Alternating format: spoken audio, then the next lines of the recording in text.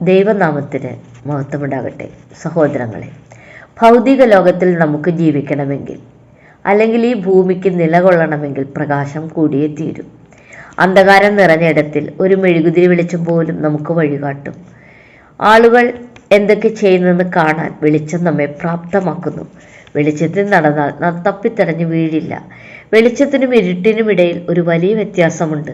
വെളിച്ചമെല്ലാം തുറന്നു കാണിക്കുന്നു, ഇരുട്ടെല്ലാം മൂടുന്നു. വെളിച്ചം വസ്തുക്കളെ കാണാൻ കഴിയുന്നതാക്കുന്നു, ഇരുട്ടാകട്ടെ അവയെ മറയ്ക്കുന്നു.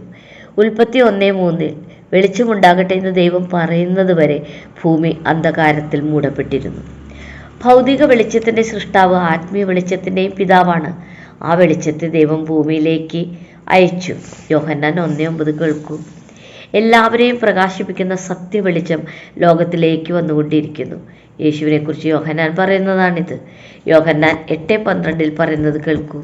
യേശു പിന്നെയും അവരോട് സംസാരിച്ചു. ഞാൻ ലോകത്തിൻ്റെ വെളിച്ചമാകുന്നു. എന്നെ അനുഗമിക്കുന്നവൻ ഇരുളിൽ നടക്കാതെ ജീവന്റെ വെളിച്ചമുള്ളവനാകും എന്ന് പറഞ്ഞു. എങ്ങനെയുള്ളവനാണ് വെളിച്ചത്തിലേക്ക് വരിക എന്നും ആരാണ് ഇരുട്ടിനെ സ്നേഹിക്കുന്നതെന്നും യേശു യോഹന്നാൻ 3:20-21 വ്യക്തമായി പറയുന്നുണ്ട്. കേൾക്കൂ. തിന്മ പ്രവർത്തിക്കുന്നവനെല്ലാം വെളിച്ചത്തെ വെറുക്കുന്നു, തൻ്റെ പ്രവൃത്തി വെളിപ്പെടാതിരിക്കേണ്ടതിന് വെളിച്ചത്തിലേക്ക് വരുന്നതുമില്ല.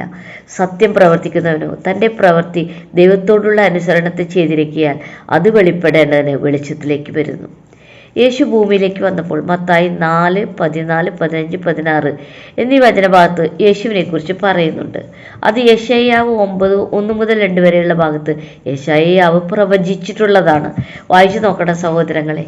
മത്തായി 4-ാം അധ്യായത്തിൽ അത് ആവർത്തിക്കുന്നത് ശ്രദ്ധിക്കും. സെബൂലൻ ദേശത്തും നഫ്താലി ദേശത്തും കടൽക്കരയിലും യോർദാനക്കരയുള്ള നാടുകളിലും ജാതികളുടെ ഗലീലയിലും ഇങ്ങനെ ഇരുട്ടിലിരുന്നതായി ജനം മഹത്തായൊരു വെളിച്ചം കണ്ടു. മരണത്തിൻ്റെ ദേശത്തിലും നിഴലിലുമായിരുന്നവർക്ക് പ്രകാശം ഉദിച്ചു എന്ന് യെശയ്യാ പ്രവാചകൻ മുഖാന്തരം അരുളി ചെയ്തത് നിവൃത്തിയാകുവാൻ കാരണമായി.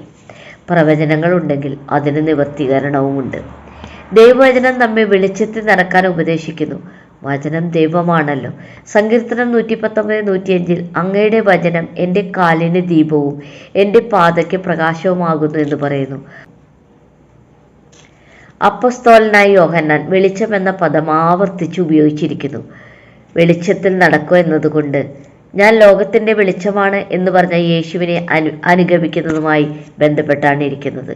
വെളിച്ചത്തിൽ നടക്കുന്നതിൻ്റെ ഗുണങ്ങൾ 1 യോഹന്നാൻ 1:7 പറയുന്നത് കേൾക്കൂ.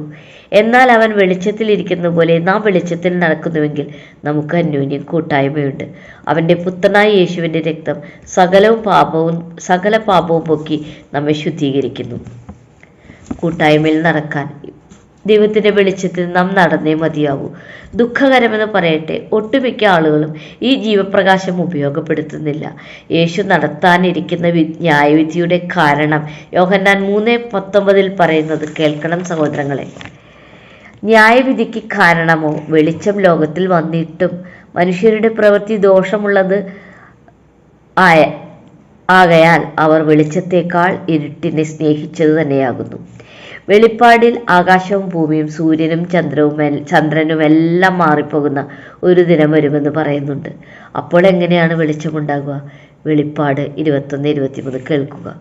ദൈവ തേജസ് നഗരത്തെ പ്രകാശിപ്പിച്ചിരുന്നു കൊണ്ട് അതിൽ സൂര്യനെയോ ചന്ദ്രനെയോ ആവശ്യമില്ലായിരുന്നു. കുഞ്ഞാടും അതിൻ്റെ വിളക്കായിരുന്നു. അങ്ങനെയുള്ള ആ സ്ഥലത്ത് പ്രവേശിക്കാൻ നമുക്ക് ഏവർക്കും ഇടവരട്ടെ. പരിശുദ്ധാത്മാവ് ഈ വചനങ്ങൾ സ്വീകരിക്കാൻ സഹായിക്കട്ടെ. ദൈവമേവരെയും സമൃദ്ധമായി അനുഗ്രഹിക്കട്ടെ.